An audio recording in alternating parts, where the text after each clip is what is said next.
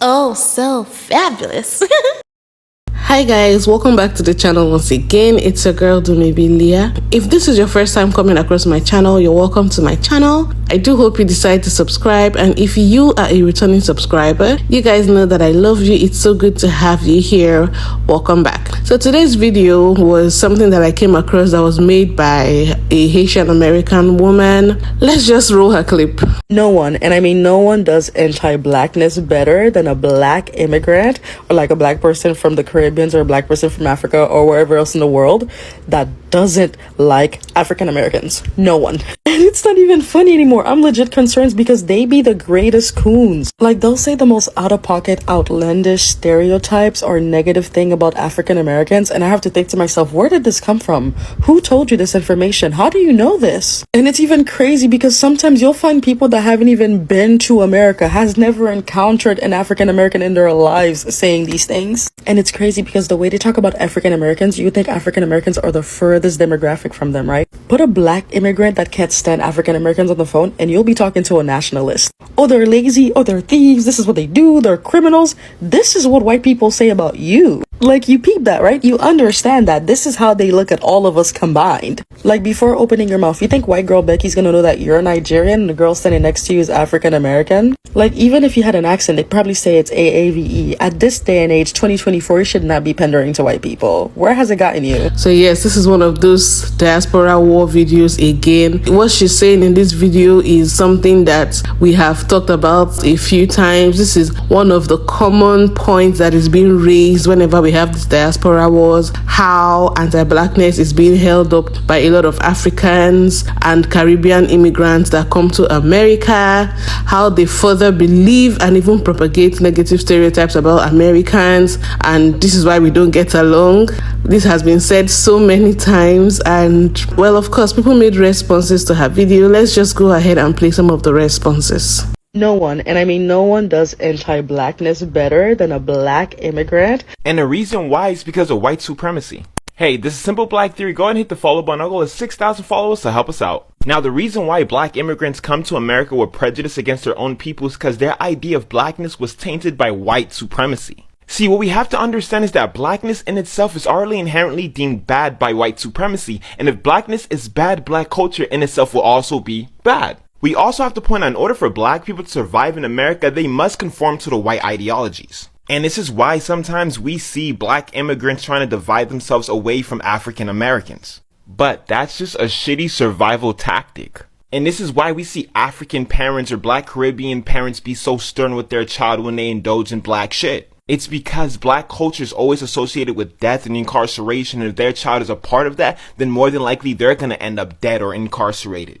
And the reason why that survival tactic is there is because we are afraid of white people. I mean, white people have so much power that they can make black people be anti-black. And I mean, no one does anti-blackness better than a black immigrant. Well, not actually. Because I am a proud black American by way of Florida. And I distinctly remember in school being so anti-black. And I blame them. I do. I blame them because they taught it to us in a roundabout way. Y'all don't remember laughing at kids in school who couldn't read them people's words? They weren't forced to read.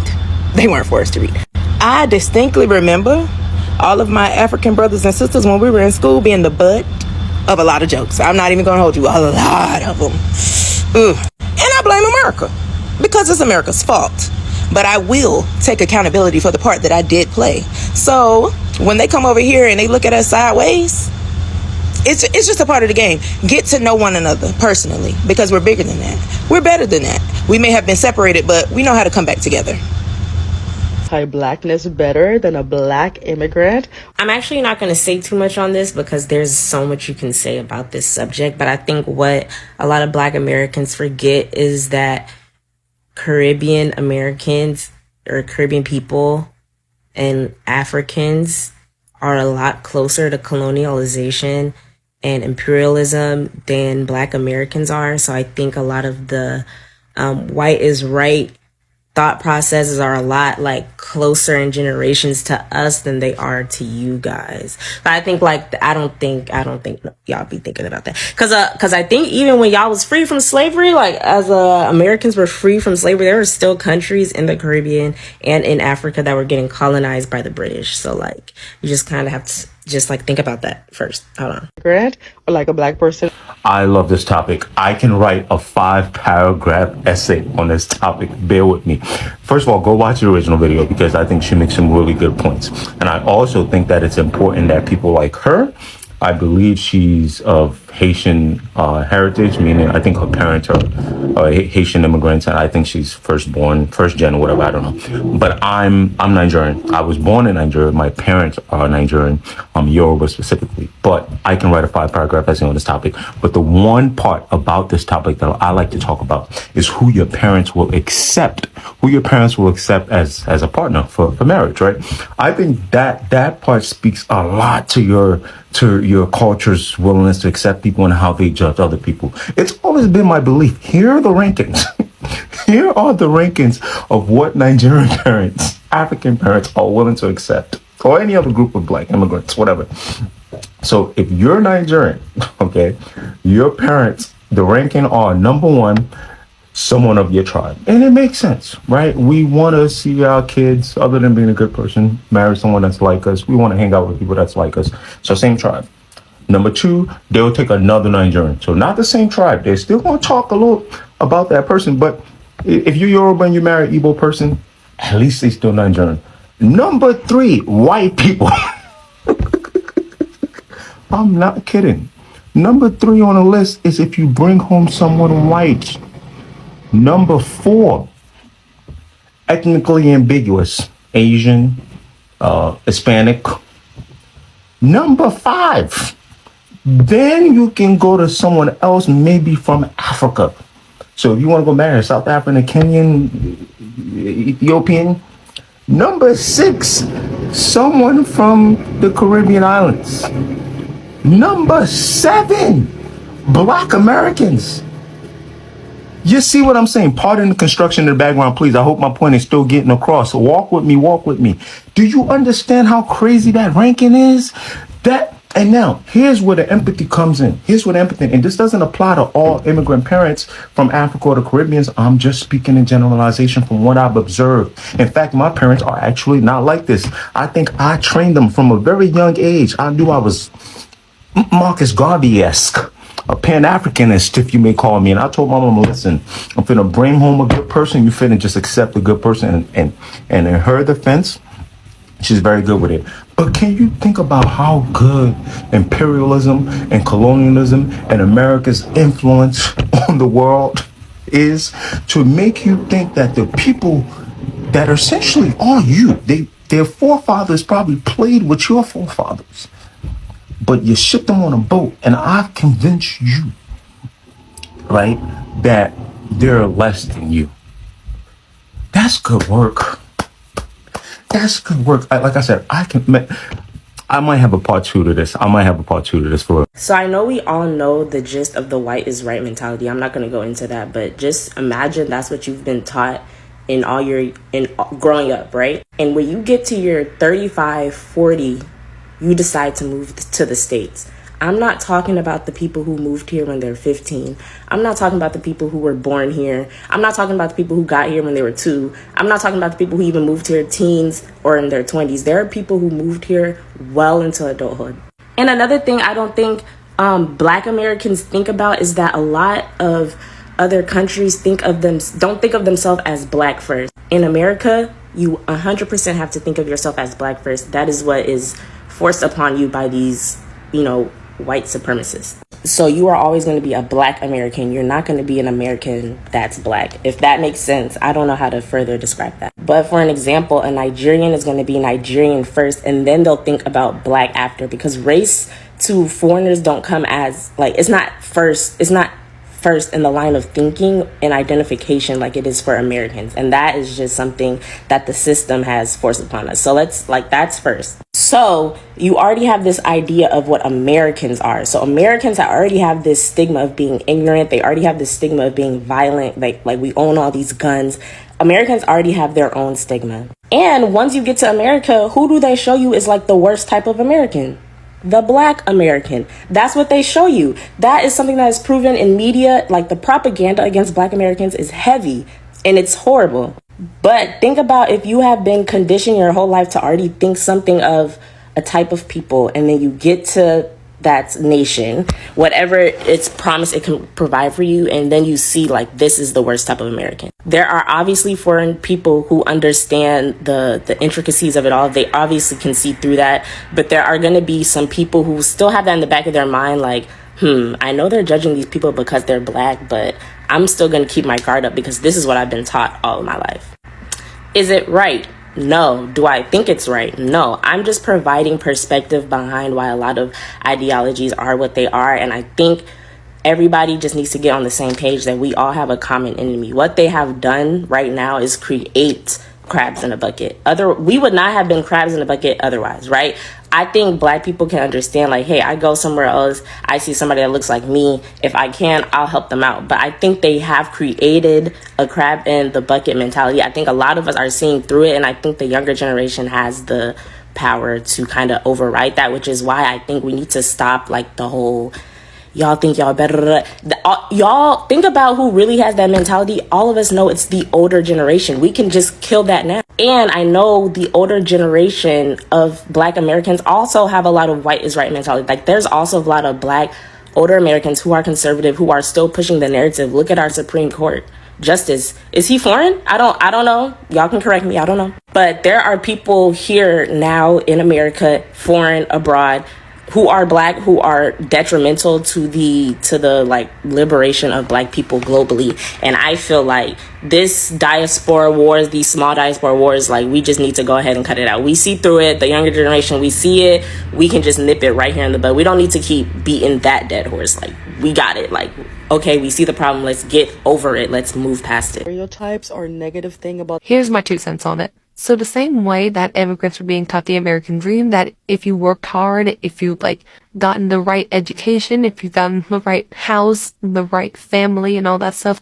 you will have a better life living in America, and all of the problems that you're having within your home country, you can have that all erased from you if you come to America.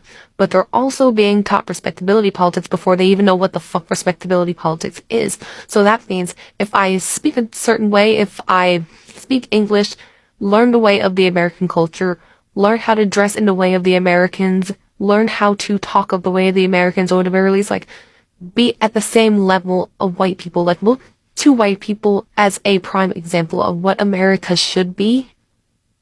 Then maybe, just maybe, I will probably get somewhere in life. And me, as someone who knows the fucking issue when it comes to having that kind of mindset, and this is not coming from someone that is an American, this is coming from someone who has family, someone who has parents and grandparents who were born from that era of respectability politics, because they didn't even have rights yet. They weren't even considered citizens yet. They weren't even considered people yet. So I know what the hell respectability politics looks like if it hit me with a shovel. I'm not saying that my parents are that old, I'm just saying they are old enough to remember that there was a blacks only area. I kind of understand their perspective a little bit, because imagine you are the only person within your family trying to immigrate to a different country. You have no resources, you have no one that you know, you barely even started out your life, and you don't even know anything about America outside of the brand other than TV. And this is coming from before social media, before TikTok, where we were now starting to get decentralized of the font of the American dream. Especially when you want to click with your own people. So when you find communities of people that you actually identify with culturally, you just want to be with them because that is the closest thing to home that you're going to get in a different country. So yes and no, you're not going to get that much of perspective outside of your own, especially when it comes to African Americans, because yeah, we have issues when it comes to America. That's why we complain about it, because we've seen it. It is a systemic, generational hatred of America, because we've seen with our very eyes what they will do to us if we do not act a certain way. Not even act a certain way, if we just breathed and existed. We've seen what America has done to black people, and that's why we just have this deep-seated vendetta that these people who just got fresh off the boat, got into this country, they don't get it because they've never seen it before their very eyes. Because, again, the nation was designed to make sure that you don't know. So yeah, our criticisms of America is going to look like complaining towards other people because it's like, oh, well, I've never personally seen America do this. Why would you think that America would, like, do this to us? Like, y'all are just complaining. Like, you probably didn't try hard enough. Like, the American dream is supposed to give you this, but you're just over here. Like, you're not supposed to be here. Like, you're not trying hard enough. You're not doing this enough. You don't love your country enough to even appreciate the value of America. If it sounds like absolute bootlicking, yes, it is, but at the same time, I cannot blame them. However, these are the fuck around and find out type of people. And saying that, like, even though we try telling you that, like, this country's not gonna save you, you did not want to listen. You always want to say that we're complaining, because even with our constructive arguments, we're still blindsided by the fact that America has lied to both of us. If you still don't want to fucking listen, I'm just going to let you figure that out on your own. You know, in the comment section, I saw some African Americans dropping comments like, oh, FBA, we are all we've got. We can't trust any other group of people. And whenever I see comments like that, it kind of breaks my heart because I don't believe any group of black people, no matter what part of the world they are, no matter their history, if it was slavery or colonization, I don't believe any group of black people should ever have a reason to believe that they are alone in this world. And it just shows that we are not really doing enough to come together.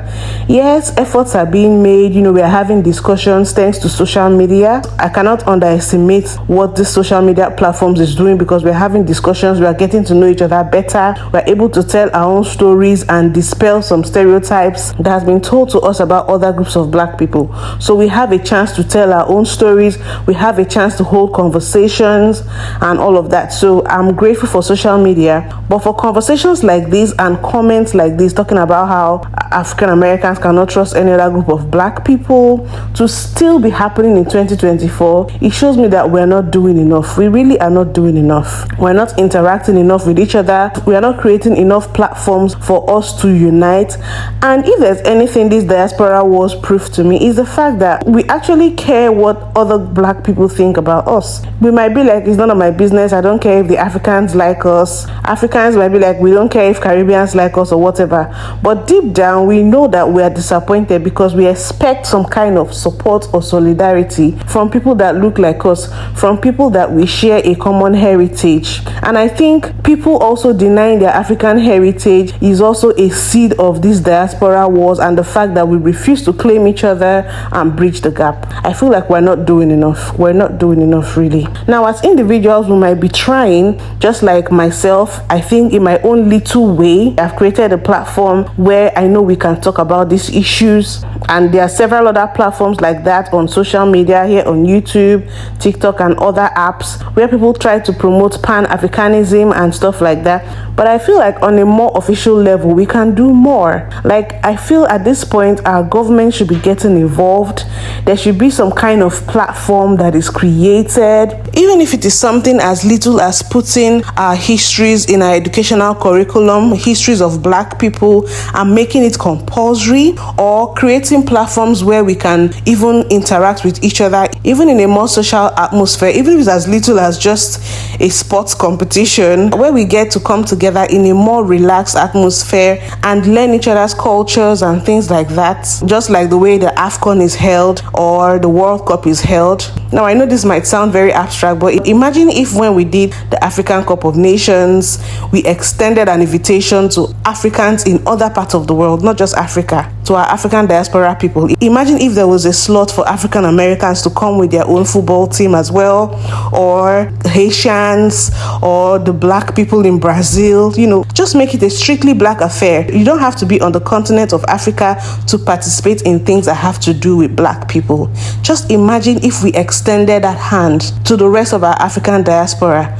We have African unions. Imagine if we extended an arm of invitation to these other people in the African diaspora to join the African Union. Another way that we could actually promote this Pan-Africanism on a more official level is organizing these vacations and tourism visits for African diaspora people who are not on the continent. If it was subsidized or organized by the government of these African countries for our black brothers and sisters in other parts of the world who want to visit Africa and learn more about their culture. This is another way the African government can promote Pan-Africanism, and also giving citizenship to the people who might be interested as well. And I think some countries are already doing things like this. We are already on the right path, but we definitely need to do more. And then one thing that is obvious at this point is this whole diaspora war is not one-sided. Everybody knows that. We've said that over and over again. And if we are to be sincere, there are several reasons why the anti-blackness just keeps coming through every time. Because of colonization, because of white supremacy, we've been brainwashed. But at least one thing that gives me hope is the fact that our generation seems to be doing better. Some of these strong anti-black rhetorics are